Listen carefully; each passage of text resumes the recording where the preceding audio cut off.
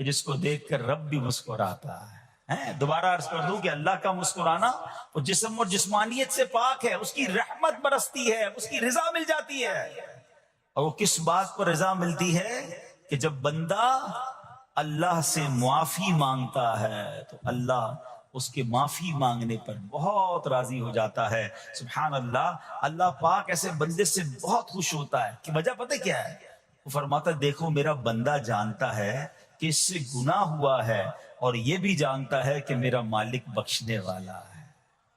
اللہ کی رحمت سے مایوس نہیں ہونا ہے، گناہ ہو گیا اب فوراً توبہ کرنا، استغفار کریں۔ سبحان اللہ، اللہم اغفر لی، اللہم اغفر لی، یہ پڑھنے کی عادت بنائیں، ٹھیک ہے؟ اور اس کے معنی بھی ہمیں پتا ہونا چاہیے کہ یا اللہ مجھے بخش دے، یا اللہ مجھے بخش دے۔ اور سبحان اللہ، ہو سکے تو استغفار کے اور بھی الفاظ ہیں، استغفر اللہ، استغفر اللہ۔ ہمارے شجرہ قادریہ طاریہ میں سید الاستغفار لکھا ہے، وہ پڑھنے کی عادت بنائیں، کم از کم 100 بار تو دن میں استغفار کریں نا۔ اے کاش کہ ہم استغفار کرنے والے بن جائیں۔ اور آپ کو شاید پتہ نہیں ہے، استغفار جہاں گناہوں کی معافی ہے نا، وہاں یہ بہت سارے مسائل کے حل کی کنجی بھی ہے۔ آپ اگر پرابلم میں ہیں، روزی کے مسائل ہیں، اولاد نہیں ہو رہی ہے، یا کوئی بھی پرابلم ہے، ایک واقعہ سنیے۔ حضرت امام حسن بصری رحمت اللہ تعالی، بہت بڑے بزرگ ہیں، ایک شخص آیا، آ کر کہتا حضور بارش نہیں ہو رہی ہے، قحط کی پوزیشن آ گئی ہے، بارش نہیں ہو رہی، دعا فرمائیں، وظیفہ عطا فرمائیں۔ آپ نے فرمایا استغفار کرو، وہ چلا گیا۔ اچھا، ایک بزرگ بیٹھے تھے ان کے پاس، حضرت ربیع بن صبیح رحمت اللہ، وہ دیکھ رہے تھے۔ دوسرا بندہ آیا، کہتا حضور تنگ دستی ہے، کاروبار میں ڈاؤن ہے، رزق میں تنگی ہے۔ آپ نے فرمایا استغفار کرو۔ پھر تیسرا شخص آیا، کہتا حضور اولاد نہیں ہو رہی ہے، حصول اولاد کے لیے وظیفہ لینا ہے، فرمایا استغفار کرو۔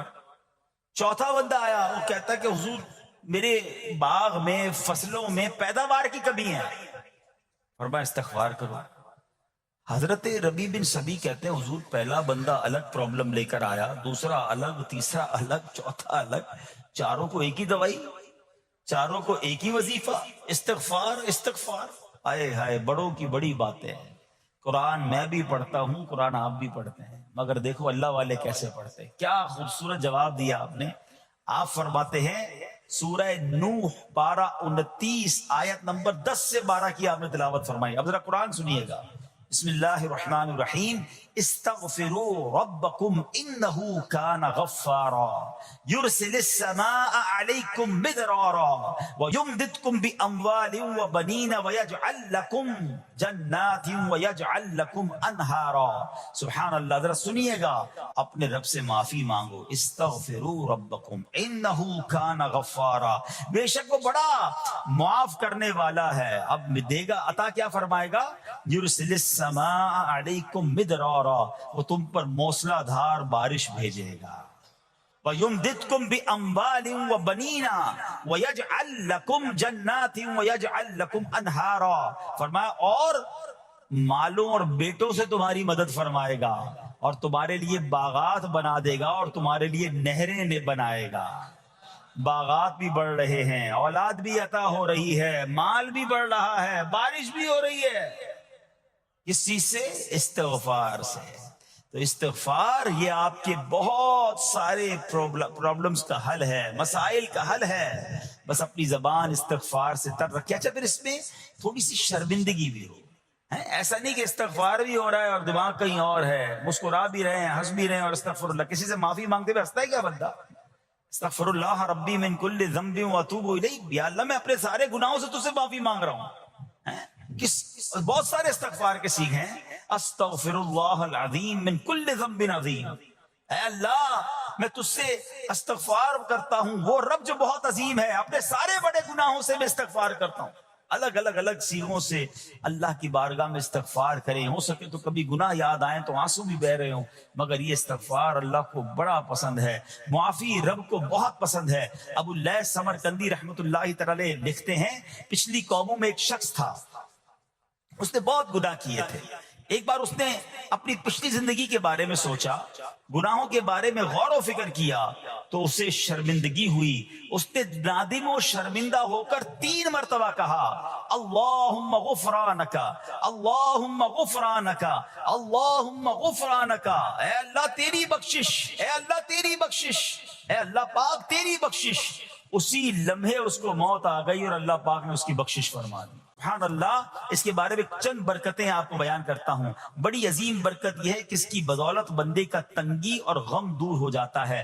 حدیث پاک میں ہے جو ہمیشہ استغفار کرتا رہے اللہ پاک اس کے لیے ہر تنگی سے نکلنے کا راستہ بناتا ہے، ہر فکر و غم سے اسے خلاصی عطا فرماتا ہے. اس کی ایک برکت یہ بھی ہے کہ ایسے بندے کو اللہ پاک غیب سے رزق عطا فرماتا ہے. حدیث پاک میں ہے استغفار کرنے والے کو اللہ وہاں سے رزق عطا فرماتا ہے جہاں اس کا گمان بھی نہیں ہوتا ہے. اتنی مہنگائی ہے، اتنی مشکلیں ہیں، اتنی تنگی ہے، لوگ قرضے میں ہیں، کبھی ادھر جاتے ہو کبھی ادھر جاتے ہو. ارے بھائی سب کے پاس جاتے ہو، رب کے پاس کیوں نہیں جاتے؟ استغفار کرنا شروع کر دو، فرمایا ادھر سے روزی دے گا جہاں تمہارا گمان بھی نہیں جائے گا. اس کی برکت سے اللہ پاک دلوں کے زنگ کو دور فرماتا ہے. آئیے پیارے اسلامی بھائیوں، اللہ کو معافی مانگنا، دل سے پکارنا کتنا پسند ہے. میں آپ کو ایک بہت ہی خوبصورت واقعہ بتاتا ہوں، اور یہ واقعہ ہے حضرت موسیٰ علیہ نبینا علیہ السلام کا. اللہ پاک نے حضرت موسیٰ علیہ نبینا علیہ السلام نے ایک بار اپنی مناجات میں عرض کیا یا اللہ یا رب. اللہ پاک کی طرف سے جواب آیا لبیک یا موسیٰ. آپ نے عرض کی یا اللہ تو میرا مالک ہے، تو تو خالق ہے، میں تو تیرا بندہ ہوں. ارشاد ہوا مجھے یہ پسند ہے کہ جب مجھے کوئی میرا بندہ یا رب پکارے تو میں اسے لبیک کہہ کر جواب. اللہ فرما رہا ہے. حضرت موسیٰ نے عرض کی یا رب کیا یہ ہر مطیع بندے کے لیے ہے؟ کیا ہر نیک آدمی کے لیے ایسا ہے کہ جب تجھے وہ پکارے تو لبیک فرماتا ہے؟ سنو اللہ فرماتا ہے ہاں بلکہ ہر گناہگار بندے کے لیے بھی ہے. تو حضرت موسیٰ نے عرض کی یا اللہ فرما بردار تو تیری اطاعت کرتا ہے، وہ بات تو سمجھ آ رہی ہے، گناہگار پر یہ کرم کس وجہ سے؟ اے ہائے سنو میرے رب کیسا کریم ہے. فرماتا ہے اے موسیٰ اگر میں بھلائی کرنے والے کو اس کی بھلائی کا بدلہ دوں اور برائی کرنے والے پر اس کی برائی کی وجہ سے احسان نہ کروں تو میرا جود و کرم کہاں جائے گا؟ اللہ فرماتا ہے میرا پھر کرم، میری رحمت کس لیے ہے؟ برائی کرنے والا بھی گناہ کرنے والا بھی مجھے پکارتا ہے، میں اسے بھی لبیک کہہ کر جواب دیتا ہوں.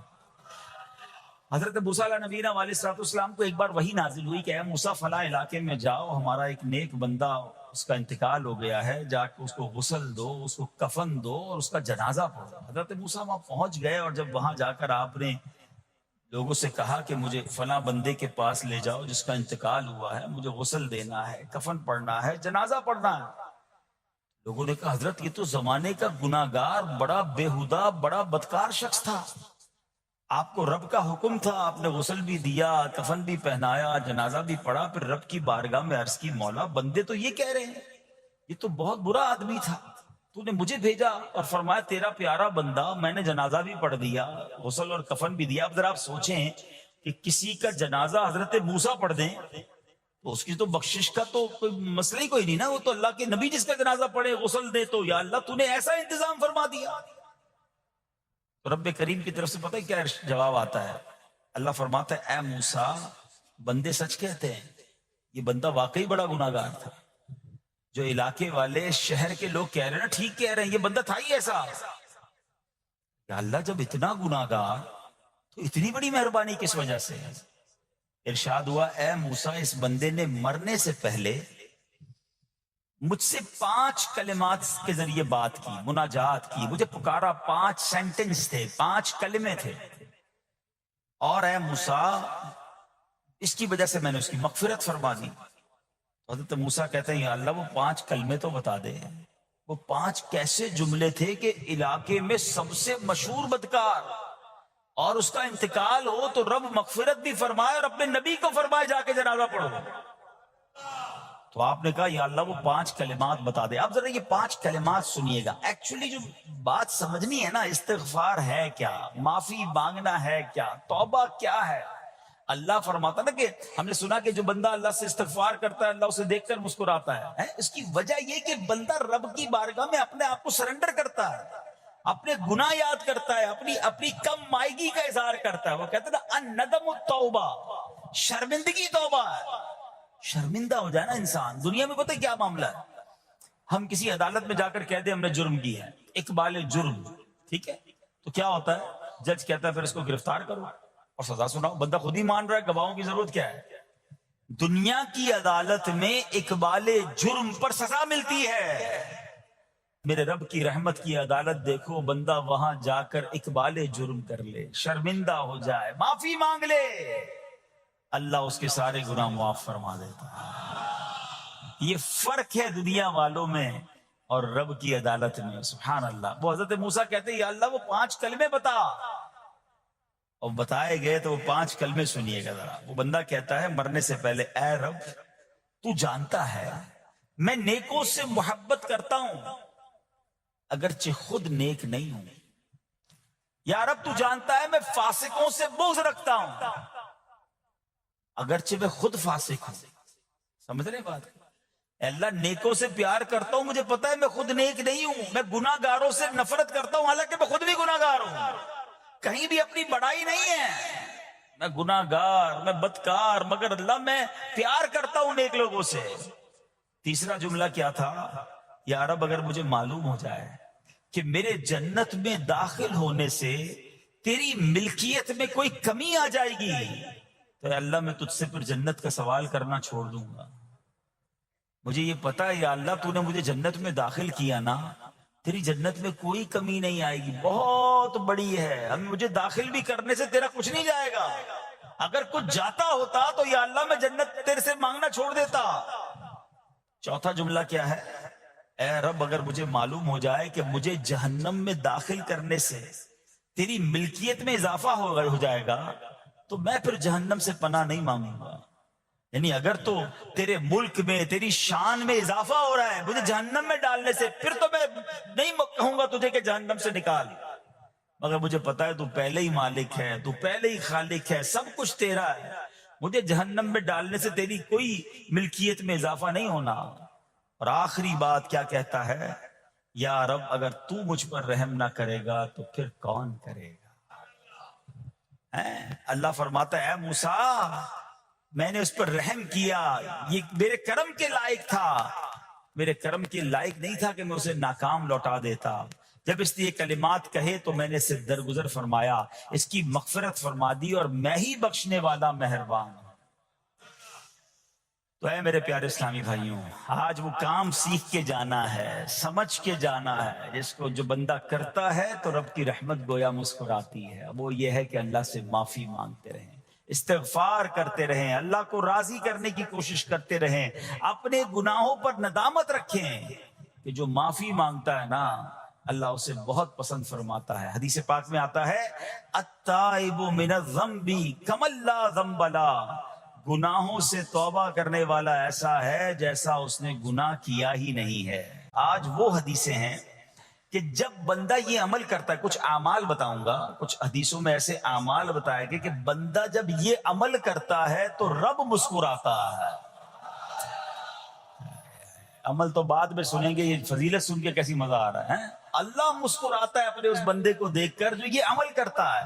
ہاں ایک وضاحت کر دوں کہ یقیناً اس کا مسکرانا ایسا نہیں ہے جیسا ہمارا مسکرانا ہے. اللہ پاک جسم اور جسم کے لوازمات سے پاک ہے، اس کی شان بہت اونچی ہے، مگر احادیث میں جب جہاں جہاں یہ لفظ آیا نا کہ رب مسکراتا ہے تو اس کا مطلب یہ کہ اللہ بندے کے اس کام سے بہت راضی ہو جاتا ہے، اس پر رحمتیں نازل فرماتا ہے. سبحان اللہ. میں سوچ رہا تھا یہاں تک بتانے کے بعد آپ کو یہ کہہ دوں نا، اب جو بھی کام بتانا ہے وہ کرنا شروع کر دیں گے انشاءاللہ. بغیر بتائے بتا دوں کہ بھائی اب یہ کام میں رب راضی ہو جائے گا. رب کا مسکرانا لفظ کیسا ہے یار، جس کو کہنا دل کی کلیاں کھل اٹھیں کہ زندگی میں میں کوئی کام ایسا کر لوں، کوئی ایک کام ایسا کر لوں کہ اللہ میری طرف دیکھ کر مسکرا دے، یعنی اس کی رحمت مسکرائے اور اس کی طرف سے رحمتیں نازل ہو جائیں، وہ مجھ سے راضی ہو جائے. تو یہی زندگی کا حاصل ہے نا. سبحان اللہ. تو یہ آئیے آج مدری چل کے ناظرین آپ بھی اٹینشن ہو جائیں کہ وہ کام کون سے ہیں جس کو دیکھ کر رب کی رحمت ایسی راضی ہو جاتی ہے، رب اتنا راضی ہو جاتا ہے. سبحان اللہ سبحان اللہ. تو آئیے ایک پہلی حدیث سنتے ہیں. نبی پاک علیہ الصلوۃ والسلام فرماتے ہیں اذا ضحک ربک الی عبد فی الدنیا فلا حساب علیہ. جب تمہارا رب دنیا میں کسی بندے کو دیکھ کر مسکرائے تو روز قیامت اس سے حساب نہیں لیا جائے گا. ہائے ہائے، قیامت کے حساب سے بچ جائیں تو اور پھر کیا چاہیے. وہاں بلا حساب جنت میں داخلہ مل جائے. سبحان اللہ، یہ تو مزے کو مزہ آ جائے. تو اب کام کون سے ہیں؟ سبحان اللہ، جس میں رحمت خاص برستی ہے. سبحان اللہ. اور ابھی جن نیک اعمال کے بارے میں ہم سننے والے ہیں، یہ دو اہم فضیلتیں ہیں.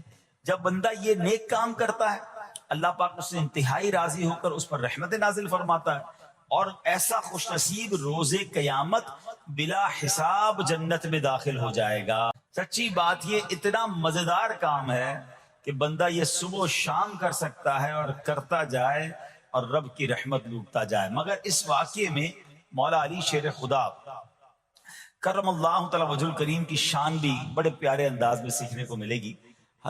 حضرت علی بن ربیعہ رحمت اللہ تعالی فرماتے ہیں ایک مرتبہ مسلمانوں کے چوتھے خلیفہ حضرت علی المرتضیٰ شیر خدا کرم اللہ تعالی وجہہ الکریم سواری پر سوار ہوئے، مجھے اپنے پیچھے بٹھایا اور حرا نامی علاقے کی طرف چل رہے تھے. چل پڑے. چلتے چلتے آپ نے آسمان کی طرف نظر اٹھایا اور پھر پڑھا اے اللہ پاک میرے گناہ بخش دے، بے شک تیرے سوا کوئی گناہوں کو بخشنے والا نہیں ہے. کیسی پیاری التجا ہے. تو نہیں بخشنا یا اللہ، تیرے سوا کون ہے؟ تیرے سوا گناہوں کو بخشنے والا کوئی نہیں ہے. حضرت علی بن ربیعہ فرماتے ہیں یہ پڑھنے کے بعد مولا علی شیر خدا میری طرف دیکھے اور مسکرائے. مجھے بڑی حیرانی ہوئی. میں نے پوچھا کہ اے امیر المومنین، آپ نے پہلے استغفار کیا، اپنے گناہوں کی معافی مانگی، پھر آپ میری طرف دیکھ کر مسکرائے، اس میں راز کیا ہے؟ مولا علی شیر خدا کرم اللہ تعالی وجہ الکریم فرماتے ہیں کہ اپنے پرانا ایک واقعہ سنانے لگے، اپنی ماضی کی ایک یاد تازہ کرنے لگے. فرمانے لگے ایک مرتبہ پیارے آقا مکی مدنی مصطفیٰ صلی اللہ تعالی علیہ وسلم سواری پر تشریف فرما ہوئے اور مجھے اپنے پیچھے بیٹھنے کا شرف عطا فرمایا. مولا علی کو پیچھے بٹھایا نبی پاک نے اپنی سواری، اور ہم اسی جگہ یعنی حرا کا جو علاقہ ہے اسی طرف آ رہے تھے. اور چلتے چلتے میرے آقا علیہ الصلوۃ والسلام نے آسمان کی طرف نگاہ اٹھائی اور فرمایا اللہم اغفر لی ذنوبی انہ لا یغفر الذنوب احد غیرک. اے اللہ میرے گناہ بخش دے، بے شک تیرے سوا کوئی گناہوں کا بخشنے والا نہیں ہے. پھر نبی پاک علیہ الصلوۃ والسلام میری طرف دیکھ کر مسکرائے. اے ربیعہ میں نے بھی وہی سوال کیا جو آج تم نے سوال کیا تھا. علی بن ربیعہ نے سوال کیا تھا نا کہ آپ مسکرائے کیوں؟ نبی پاک علیہ الصلوۃ والسلام سے مولا علی نے سوال کیا کہ حضور آپ نے پہلے استغفار کیا پھر آپ مسکرائے. تو نبی پاک علیہ الصلوۃ والسلام نے فرمایا اے علی، جب بندہ اللہ پاک سے گناہوں کی معافی مانگتا ہے اللہ پاک اس بندے سے خوش ہو کر مسکراتا ہے. بس اللہ پاک کے اسی مسکرانے کی وجہ سے میں مسکرایا ہوں. اچھا، اس پر بات کرتے ہیں کہ استغفار کتنی کمال کی چیز ہے، اللہ کی کتنی پسند کی چیز ہے. مگر ذرا کمال تو دیکھیے مولا علی شیر خدا کا کہ آپ نے ایگزیکٹلی وہی پورا سینیریو کریٹ کیا، وہ پورا منظر آپ نے خود کریٹ کیا، بنایا کہ اسی طرح پیچھے سواری پر علی بن ربیعہ کو بٹھایا، اسی وادی میں لے کر گئے، اسی وادی میں جا کر آسمان کی طرف نگاہ بھی کی اور وہی الفاظ دہرائے جو نبی پاک نے دہرائے. الفاظ دہرانے کے بعد حضرت علی بن ربیعہ کو مولا علی دیکھ کر مسکرا بھی رہے ہیں. اور کمال دیکھیں، علی بن ربیعہ سوال بھی وہی کر رہے ہیں اور میرے شیر خدا جواب بھی وہی عطا فرما رہے ہیں. ہائے ہائے، کیسا نبی پاک سے محبت کا انداز ہے. ایچ اینڈ ایوری سٹیپ، ایک ایک قدم کو صحابہ فالو کیا کرتے، ہمارے اسلاف فالو کیا کرتے ہیں. مسکرایا بھی نبی پاک نے جس مقام پر جس انداز میں، وہ وہاں جا کر ویسے ہی مسکرا رہے ہیں. گویا یہ بتا رہے ہیں یہ نہ پوچھو میں کیا کر رہا ہوں، کسی کی ادا کو ادا کر رہا ہوں. صحابہ کرام پتہ مقامات ڈھونڈا کرتے تھے کہ کہاں کہاں میرے آقا نے نمازیں ادا کی، کہاں قیام کیا، سفر میں کہاں پڑاؤ ڈالا. ہم بھی ایگزیکٹلی اسی طریقے سے سفر کریں، وہیں پڑاؤ ڈالیں، وہیں نوافل ادا کریں. اللہ اکبر. اور آج ہمیں پتا چل جائے کہ یہ سنت ہے تو جواب کیا ملتا ہے؟ بھائی سنت ہی ہے نا، فرض تو نہیں ہے. امام صاحب سے اور مولوی صاحب سے اور علماء سے لوگ آ کے یہی سوال کر رہے تھے، حضرت گناہ تو نہیں ملے گا؟ سنت ہی ہے نا، کوئی مسئلہ تو نہیں چھوڑ دیں. اللہ کے بندو، سنت کو اتنا نارمل لے لیا. اب تو نیا طبقہ بن گیا، کہتے ہیں بھائی نماز میں فرض پڑھ لو، بڑی بات ہے، کیا پڑھنا، سنت ہے کوئی ضروری نہیں ہوتی. کہاں سے آگے لوگ جو نبی پاک کی سنت سے ہمیں دور کرنے کی بات کرتے. عاشق رسول کے لیے اس سے بڑی کیا بات ہے کہ پتہ چل جائے یہ نبی پاک کی سنت ہے. میرے آقا فرماتے من احب سنتی فقط احبنی، جس نے میری سنت سے محبت کی وہ ایسا ہے جیسے اس نے مجھ سے محبت کی. اور آگے سنو، فرماتے ومن احبنی کان معی فی الجنہ، جس نے مجھ سے محبت کی وہ جنت میں میرے ساتھ ہوگا. ارے سنت پر عمل کرنا تو جنت میں جانے، اور وہ بھی نبی پاک کے ساتھ جانے والا راستہ ہے. لوگ کہتے سنت ضروری نہیں. اللہ سلامت رکھے میرے پیر و مرشد کو، اللہ سلامت رکھے دعوت اسلامی کو. قدم قدم پر سنتوں کی بات دعوت اسلامی والے کرتے ہیں. یقیناً کچھ لوگوں کو پرابلم ہوتی ہے، یار اتنی سنتوں کی بات، تمہارا بیان بھی سنتوں بھرا بیان، مدنی حلقہ بھی سنتوں بھرا، تو جناب ہر جگہ سنت کی بات. ارے غلام آقا کے طریقے کی بات نہ کرے تو کس کی بات کرے؟ ارے مولا علی کو تو دیکھو یار مولا علی شیر خدا. ہم پنجتن کے غلام ہیں، اہل بیت سے محبت کرتے ہیں، صحابہ سے پیار کرتے ہیں.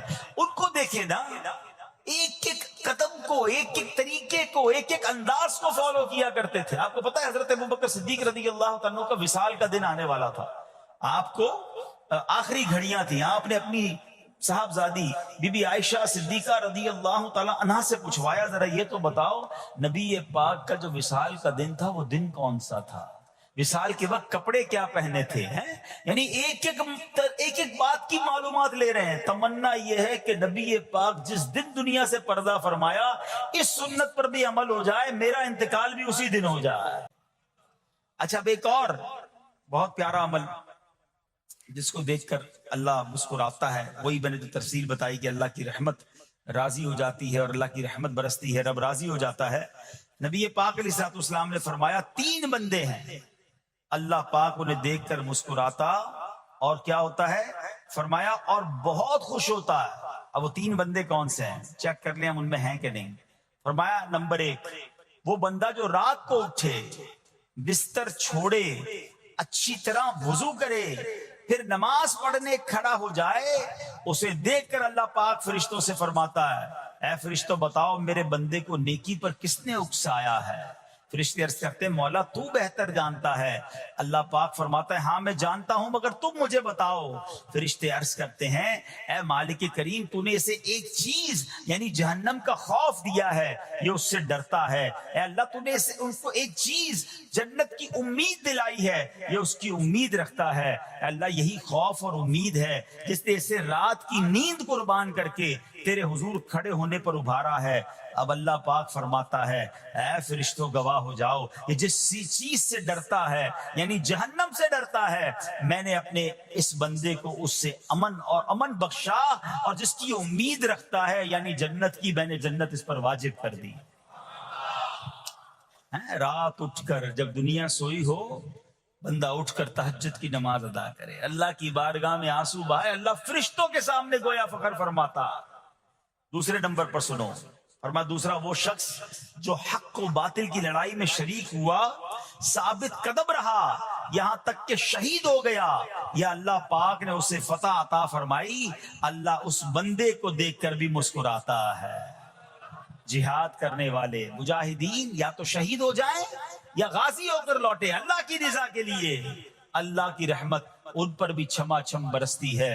اور تیسرے نمبر پر فرمایا تیسرا وہ بندہ جو رات کو سفر کرتا ہے، یہاں تک کہ رات کے آخری حصے میں جب کہیں ٹھہرتا ہے تو اس کے ساتھ والے سو جاتے ہیں مگر وہ کھڑا ہو کر نماز پڑھنے لگتا ہے. اس بندے کو دیکھ کر بھی اللہ پاک مسکراتا ہے.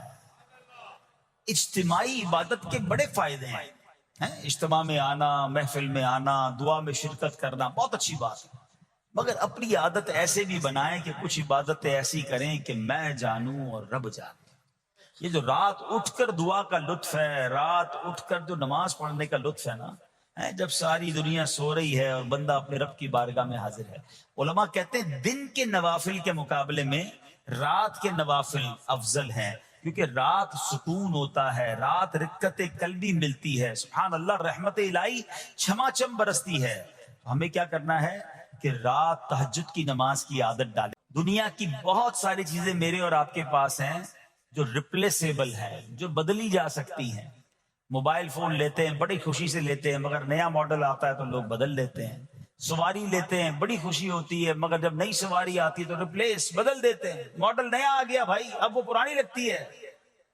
مگر یاد رکھو، ماں باپ چلے جائیں نا، اس کے بعد ماں باپ دوبارہ نہیں ملتے. ان کا کوئی نیا ورژن یا نیا ماڈل نہیں ہے تو ان کی قدر کر لو، ان کی دعائیں لے لو. تو بہرحال آپ کبھی کبھی تکلیف میں ایسا ہوا ہو کہ رات کو نیند نہ آئی ہو، بے قرار ہو کر ماں کے پاس گیا، آنکھوں میں آنسو لے کر کہ ماں میں پریشان ہوں، بیمار ہوں، یا قرضے میں ہوں، یا فلاں پرابلم ہے. ماں نے کیا کیا تھا؟ کروٹ بدل کر سو گئی تھی کہ بیٹا تو جان تیرا کام جانے؟ یا ماں خود بھی بیدار ہو گئی، سینے لگایا اور دعا کرنا شروع کر دی؟ بھائی ہم روئے تو ماں بھی روئی. یہ ہے نا ماں. میری تکلیف، ایسا لگتا ہے کہ مجھے کبھی کبھی یہ فیصلہ کرنا مشکل ہوتا تھا کہ تکلیف مجھے زیادہ ہوتی ہے میری تکلیف میں، میری والدہ کو زیادہ ہوتی ہے. بیمار میں ہوں، تکلیف اسے، یہ رشتہ کہاں ملتا ہے؟ مگر مجھے ایک بات بتاؤ، جب میری تکلیف پر رات نیند چھوڑ کر، بستر چھوڑ کر میں ماں کے پاس گیا، ماں نے سینے لگایا، تو اگر میں اپنا بستر چھوڑ کر آنکھوں میں آنسو لیے میری ماں سے مجھے کہیں زیادہ پیار کرنے والے رب کی بارگاہ میں چلا گیا، تو اس کی رحمت کیا مجھے مایوس کر دے گی؟ میری ماں کے دل میں جو ممتا ہے نا، وہ بھی میرے رب نے ڈالی ہے. تو رب کی رحمت کتنی ہوگی؟ تو کبھی کبھی اللہ کی بارگاہ میں رات کے اس پہر حاضر ہوا کرو. جو پرابلم ہے آپ کی، جو مشکل ہے آپ کی، آپ یقین کریں، آپ اللہ کی بارگاہ میں تہجد کے وقت رات کے آخری پہر آنسو بہائیں، دعائیں کریں، نوافل پڑھیں، پھر دیکھیں آپ کے دل کو تسلی کیسے ہوتی ہے. آپ کا ایمان تازہ ہو جائے گا، اور آپ نے دیکھا کہ ایسے وقت عبادت کرنے والوں سے رب کتنا راضی ہوتا ہے. اللہ کرے یہ بات ہمیں سمجھ آ جائے. اسی طرح عظیم صحابی حضرت عبداللہ ابن مسعود رضی اللہ تعالیٰ سے روایت ہے، پیارے آقا مکی مدنی مصطفیٰ صلی اللہ تعالیٰ علیہ وسلم نے فرمایا، ایک بندہ رات کو اٹھتا ہے، اچھی طرح وضو کرتا ہے، پھر اللہ پاک کی حمد کرتا ہے، اس کی بزرگی بولتا ہے، اپنے نبی علیہ الصلوۃ والسلام پر درود پڑھتا ہے، قرآن کھول کر پڑھنا شروع کر دیتا ہے. یہ وہ بندہ ہے جسے دیکھ کر اللہ پاک مسکراتا ہے اور فرماتا ہے، دیکھو میرا بندہ عبادت کر رہا ہے جبکہ اسے میرے سوا کوئی نہیں دیکھ رہا ہے. اللہ، یہ کاش ہمیں عادت مل جائے کہ ہم اکیلے میں عبادت کریں، انفرادی عبادت کریں. میں جانوں، میرا رب جانے. کبھی تلاوت کریں، کبھی درود پڑھیں، کبھی دعائیں کریں، کبھی آنسو بہائیں. سبحان اللہ، اس کا مزہ ہی اور ہے. ہاں، کبھی ایسا ہونا چاہیے. ہم محفل میں عشق رسول کے عالم میں رو بھی پڑھتے ہیں، مدینے کی یاد ہو، نعت شروع ہو تو ہماری آنکھوں میں آنسو آ جاتے، یہ بھی اچھی بات ہے. مگر کبھی کبھی رات ایسی بھی ہونی چاہیے کہ دل میں ہو یاد تیری، گوشے تنہائی ہو.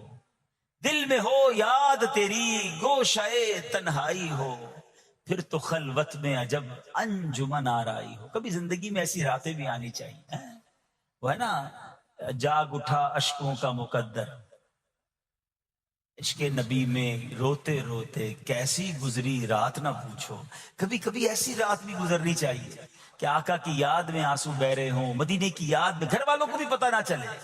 ہلکی ہلکی آواز میں کبھی نعت شریف لگا لیا کریں، کبھی مناجات لگا لیا کریں. ہم پتہ نہیں کیا دیکھتے دیکھتے سوتے ہیں. کاش انہی تصورات میں آنکھیں بند ہوں کہ میں سو جاؤں یا مصطفیٰ کہتے کہتے، میں سو جاؤں یا مصطفیٰ کہتے کہتے، کھلے آنکھ صلی اللہ کہتے کہتے. جو مدینے کے تصور میں سوتے نا، پھر خواب میں زیارت بھی کر لیتے ہیں. اللہ کریم جنہیں دیکھ کر مسکراتا ہے. فرمایا حضرت ابو سعید خدری رضی اللہ عنہ فرماتے ہیں، رسول ذیشان مکی مدنی سلطان صلی اللہ تعالی علیہ وسلم نے فرمایا، 3 بندوں کو دیکھ کر اللہ پاک مسکراتا ہے.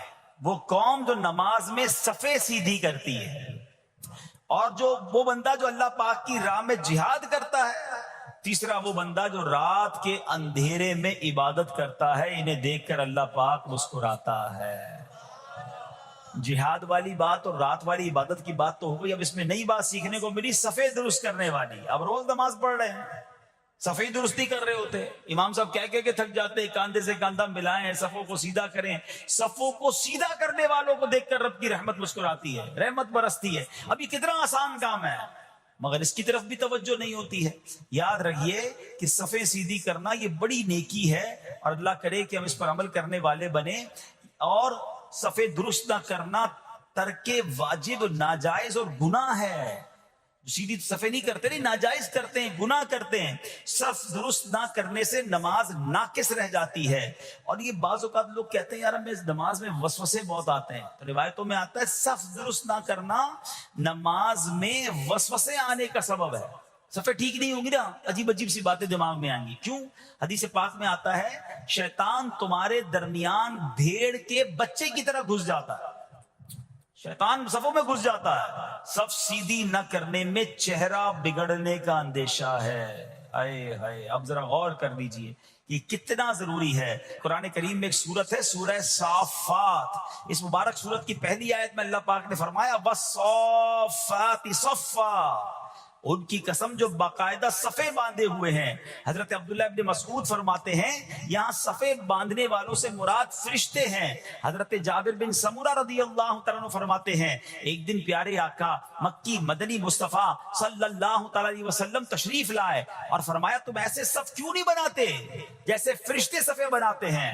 ہم نے عرض کی یا رسول اللہ صلی اللہ تعالیٰ علیہ وسلم فرشتے کیسے صف بناتے ہیں؟ فرمایا پہلے اگلی صف مکمل کرتے ہیں اور خوب مل کر کھڑے ہوتے ہیں۔ سبحان اللہ، مبارک ہو ان مسلمانوں کو جو صفیں سیدھی کرتے ہیں، اچھی طرح کاندھے سے کاندھا ملاتے ہیں، گویا یہ فرشتوں کا کام کر رہے ہیں، فرشتوں والا کام کر رہے ہیں۔ تفسیر طبی میں ہے فاروق اعظم رضی اللہ عنہ کا یہ معمول تھا، جب نماز پڑھانے لگتے تو نمازیوں کو فرماتے صفیں سیدھی کر لو، اے فلاں ذرا آگے ہو جاؤ، اے فلاں ذرا پیچھے ہو جاؤ۔ پھر فرماتے بے شک اللہ پاک تمہیں فرشتوں کی طرح دیکھنا پسند فرماتا ہے۔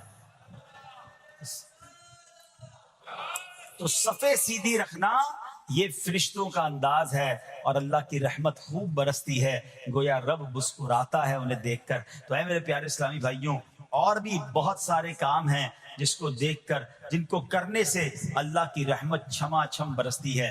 بہرحال جب نے 3-4 باتیں سنی ہیں، آج سے اس کو نیت کر لیتے ہیں کہ خوب اللہ کی بارگاہ میں ہم استغفار کریں گے، اپنے گناہوں پر معافی مانگیں گے۔ انشاءاللہ راتوں کو اٹھ کر جب لوگ سو رہے ہوں گے اللہ کی بارگاہ میں عبادت کریں گے۔ اسی طرح فرمایا کہ صفوں کو درست کریں گے، اور انشاءاللہ رب کی بارگاہ سے خوب رحمتیں لوٹیں گے۔